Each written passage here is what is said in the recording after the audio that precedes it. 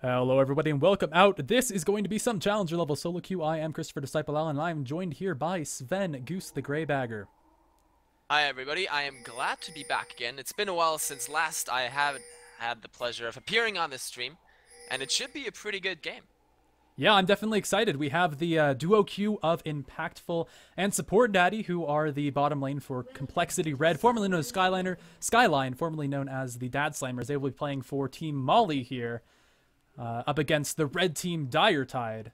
Since this is a meme-tastic game. Oh, most of the last ones have been memes. We've had a couple Twitch Plays Pokemon ones. This is awesome. A, we might have an invade coming out of the blue team. B, Team Molly being on the offensive here. They're actually moving in, and it's not being spotted out by Dire Tide just yet. Have moved in there. Oh, Morgana, you might get yourself caught out. Oh, Oops, let's she's gonna see. spot them. Flash, relic shield, not relic shield. I meant Shield of Daybreak, of course, from Leona. Takes her out almost immediately. I actually wanted to say Morgana's support and Soraka's mid, but first blood already coming out here. I agree with you. That's going to be a mid lane Soraka with the shield on the masteries. So coming into lane with a 30 health shield. The runic blessing. Oh, 50 health shield every time he respawns. Yeah. So an interesting mastery choice on there. I can't say I've seen a lot of mid lane Soraka. It can do a lot of damage over time, but the burst damage is going to be so mournfully low compared to someone like Akali that Soraka really has to be able to stay in the fight for a long time. Does Soraka's Starfall actually hit Akali while in the Shroud? Because I'm pretty sure you're able to cast it if Akali is in range. I believe that's the case, and that Soraka should be able to keep raining it down, but it's just a matter of how long Soraka will be able to survive up against that Akali. Ooh, one comrade, Brad, able to get his red, but there's the ignite, and the auto attack actually blocked. The auto attack was blocked, but he was already forced to flash away. Puts the ward down over the wall. Jinx might be looking for more. No, they're just clearing out that last ward. Pantheon has to fight for even that. And SupportDaddy and Impactful already doing a huge amount of work in that bottom lane, slowing down one comrade Brad, his jungle, very, very much this early in the game already. I believe that one comrade Brad is a Smurf account of One Bad Brad, the former Curse Academy jungler. Right. If I'm of course, right. that makes it easier to say. Yeah, so we could just call him One Bad Brad. This is just his Russian alter ego. Russian alter ego. So we do have everyone in the lanes now. And Leona, of course, with that relic shield, shoving the lane forward. And with that damage that they did around that jungle at level 1, they've already hit level 2. And Morgana and Jinx here on the back foot for the first couple of seconds. Yeah, Morgana can be a rough pick up against the Leona. I think it was picked as a bit of a counter, since if you see the Zenith Blade coming, you can stop it with the Black Shield. However, if there's, say, a 2-man Solar Flare, oh, see, you can't even stop the Zenith Blade there. No, you can't stop the Zenith Blade, but it was important that it blocked the Shield of Daybreak right afterwards. Else, Jinx would have been locked up, and Caitlyn would have been free to do a lot of damage. But look at this. Soraka, after shoving that lane, already making the first appearance in that bottom lane. Is this too early? She is level 3. There goes the silence down to SupportDaddy. Dark Binding lands, but they're turning it around on a Kirby kick. He's solo, the Dark Shield protecting him. For a little while, he's going to flash away as well. That's going to be the first kill. Going over to Kirby Cake. Now to Hell is back. Has to try and get away, but Lee Sin does too much damage. Picks up the first kill. Now he flashes after Fraxon. Can he get another kill? The zap goes down. The barrier is there as well. Can they turn it around? Instead, there's no vision in the bush, but it's going to be enough. 1-for-1 trade on that one. Now Kirby Cake up against Impactful, and the Starfall does do enough damage. There's the barrier. The flash comes out. Is Kirby Cake going to be able to catch up? He is not. Minions! Able to get away. The minions too strong, and that's going to be actually overall, I do believe, a 2-for-1, a 3-for-2 exchange. Yeah, that's right. It was a 3-for-2 in favor here of Dire Tide. And a lot of that had to do with Kirby Cake just being able to stay alive and consistently deal damage. At the very end, Impactful just totally underestimated the damage coming out from that mid lane Soraka. And so definitely overextended in the end there and paid for it dearly. They will be able to pick up a couple of Doran's Blades there on the Caitlyn. But whereas Jinx here, Faxon, has claimed up the Vampiric Scepter and so should be able to stay in lane a little bit longer, if not necessarily trade quite so well. And I love the fact that Soraka, despite losing some CS, Akali was not even able to push it into the tower until just now. Now that Soraka is back, And Soraka was able to pick up the Chalice. That's going to give her not only a huge amount of magic resist, but here's also a gank nice in the bot amount lane. of mana regeneration. Meanwhile, Lee Sin down in the bottom lane making a return appearance. Jinx being taken solo once more. Meanwhile, in top lane, Fiora having to get away, flashes under the tower after Hyakaju tried to flash at him. Hyakaju, whatever, but the Ignite was down and Fiora does manage to live.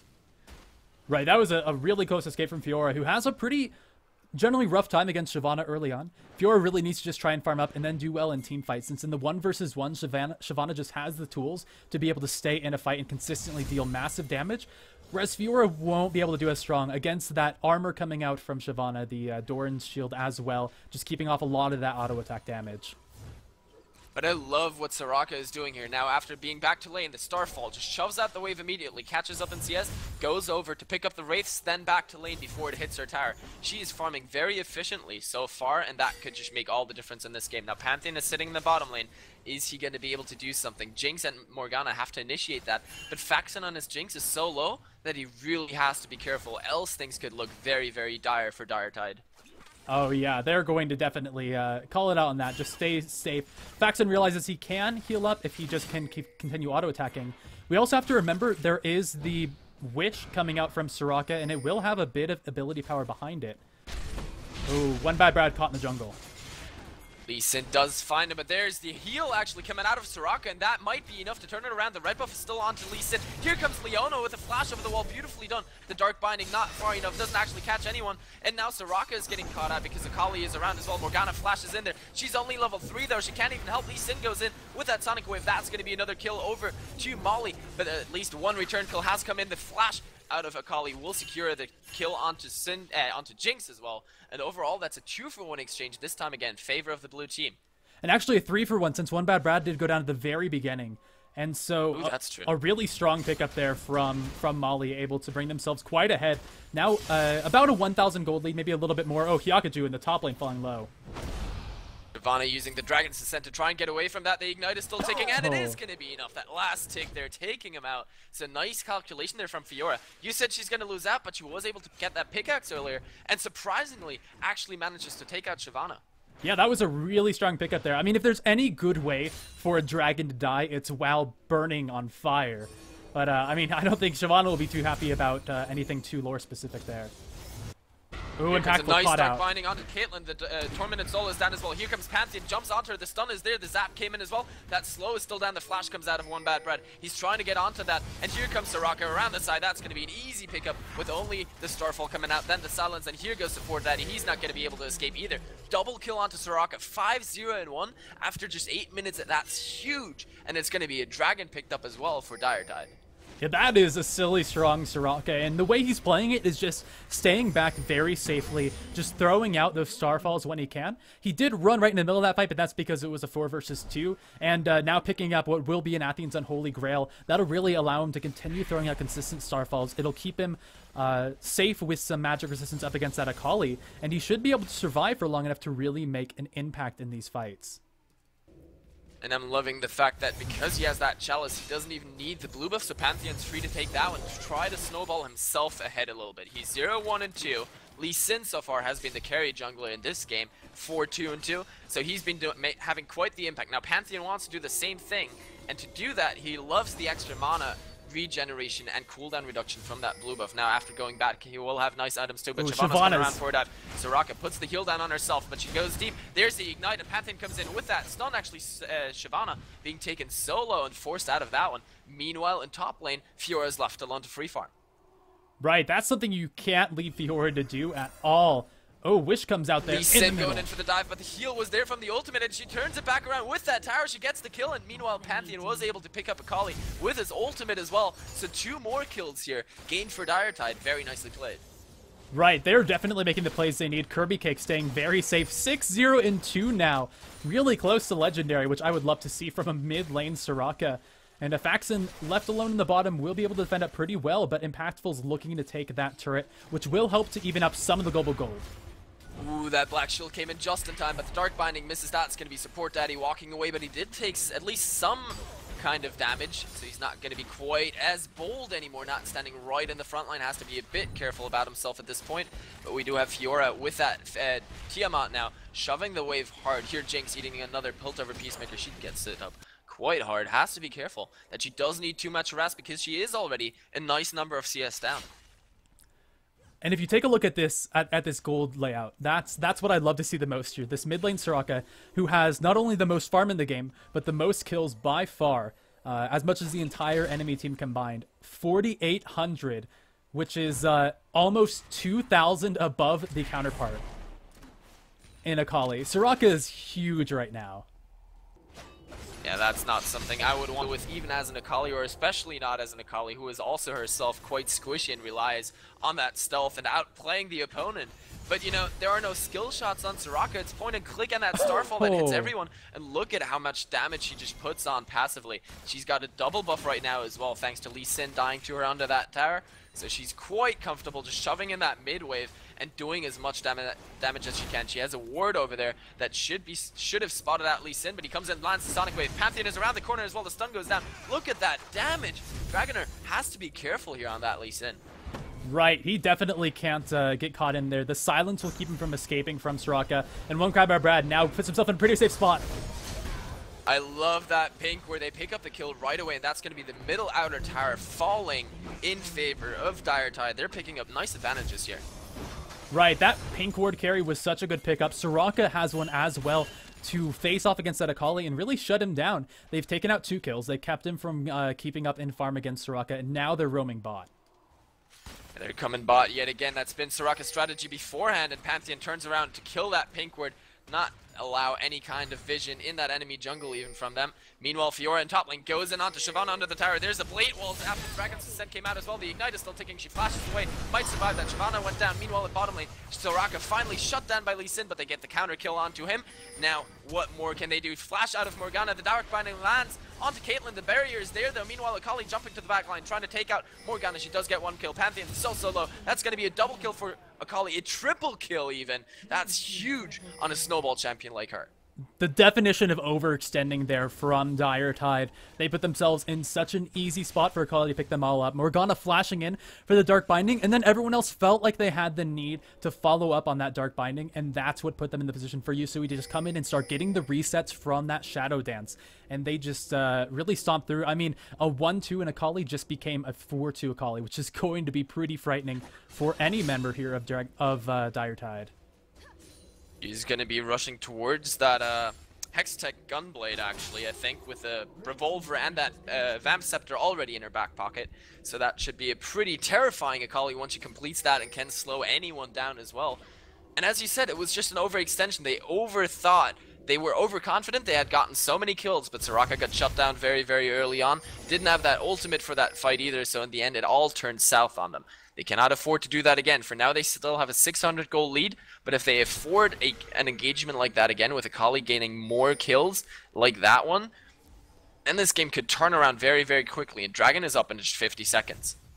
Right, it's definitely going to be contestable now that Akali has some kills, but Diretide is still a bit ahead. They still have a very strong Soraka. They also have a Pantheon who's getting to the point where he might be a little bit stronger in team fights than Lee Sin. Lee Sin is still more mobile, can still pick things up, maybe a little bit easier in a 1-versus-1 scenario or a small skirmish, but in a team fight with that Grand Skyfall, One Bad Brad should be able to drop in from anywhere on this Dragon that's up in now coming close to 20 seconds. When we see in this top lane, look at the item disadvantage that Shyvana is currently dealing with. She only has Advanced Scepter and the Ninja Tabi compared to a Ravenous Hydra on Fiora. She's really making it count for herself, and you said earlier she has to kind of stall it out until she gets a couple of items. She now has that main item. Meanwhile, Akali going hard onto Soraka, and she puts down the heal. Is that going to be enough? The Ignite is down onto Akali. She puts the Silent around as well. Flash comes in from Pantheon. The Ignite is down onto Akali, but she does get the kill just in time, and Soraka gets a shutdown at least. 500 gold onto her. Dragon is now up. Who's going to be able to get that one? Even though Soraka did die there, which definitely sucks for her, it was still worth it here for Diretide. Oh, Grand Skyfall in there from one bad Brad. It was a great flash out of Jinx in the first place that saved her from the Zenith Blade. Then the Solar Flare came out. It wasn't quite enough, and that bottom tower is still alive, so that's going to prevent any further kill. Blade Waltz and top lane going down. Dragon's Descent was there as well, and the flash afterwards saves Shyvana, but that was under the inhibitor tower. She's really getting shut down. Meanwhile, Dark Binding landed in bot lane. Is that going to be Diretide diving a tower once again? They've taken it down now with that speed boost. They could try to get in on it, but I think they're just going to turn and run to Dragon. Right, this is a really solid pickup, just forcing back the bot lane, if not killing them. Yusui is coming back, but I'm not sure he'll be there in time to be able to contest this Dragon. Faxon has so much attack speed here from the minigun that he's able to just work down the health. Drogner coming away from the side might actually make this a little bit questionable from Diretide. We'll see exactly if they can engage. Ooh, nice smite there, Lee Sin trying to get in with the Sonic Wave. Now SupportDaddy getting hit up quite hard. That's going to be Pantheon taking him out. Impactful, are you in trouble as well? Nice little snap trap slowing down Soraka at least. Here comes the Talisman of Ascension out of Morgana, but it's not going to be enough as Walter H. White on that Fiora steps onto a trap as well. Now they have to defend their middle and top outer towers. Lee Sin going to slow down Morgana's recall. Here comes Soraka intercepting that Ace on the hole. Nicely done. Instead, she's looking for the fight. 1v2 for now as Jinx misses that zap onto Lee Sin. Couldn't quite land it. Starfall still coming out. Lee Sin going deep. Nice kick under the tower. Kirby kick. You're very deep, but nice ultimate keeps him alive. Another heal coming out as well. And there's a Super Mega Deathmark. Not enough. The barrier was there from Caitlyn. Oh, Yusui's coming in from behind, though, and Kirby Kick has to be careful. He's recalling in a pretty safe spot, and Tahela's back looks to defend him up. Oh, here comes Leona, though. That stun not gonna land. Solar Flare coming out as well. A heal just in time. Out of Soraka, keeps herself alive long enough. And nice Dark Binding onto Akali. Kept her back for a long time, and that's going to be killed straight at one onto Fax and one onto Akali. So at least the AD carry getting something out of this, and they're going to take down SupportDaddy as well. Dragoner coming in too late to try and pick up that kill. Talisman of Ascension going to keep them safe there as well. That was a pretty perfect Soul Shackles from Tahela's back to really keep them down. Of course they lost Kirby Cake, but they got a double kill for Faxon.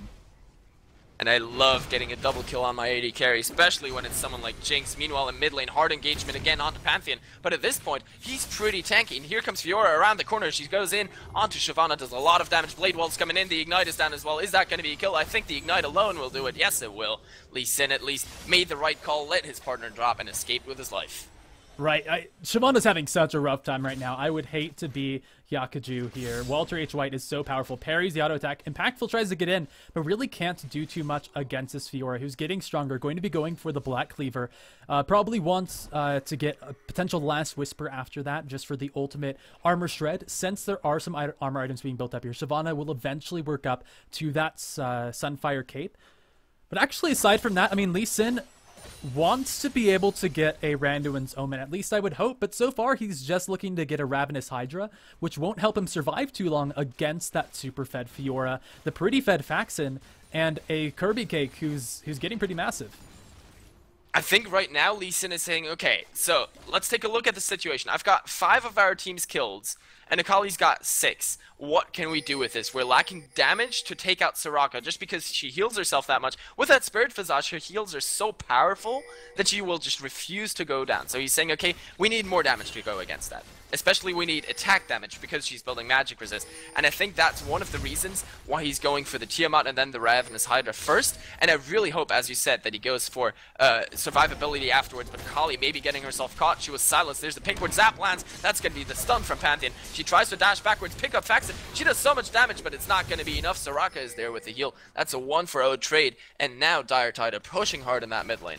Right, one thing that you can forget going up against mid lane Soraka is that heal doesn't just work on herself. So you try to dive the AD carry and Kirby Cake is just left to Starcall. Well, you can use that Astral Blessing on someone else. Now with the armor from the Astral Blessing, he tanks up quite a few turret shots, is able to wait for his minions. And one comrade, Brad, helping his team tank it up to grab that inner turret, moving in onto the inhibitor, but they have to be careful. Lee Sin's coming around from behind.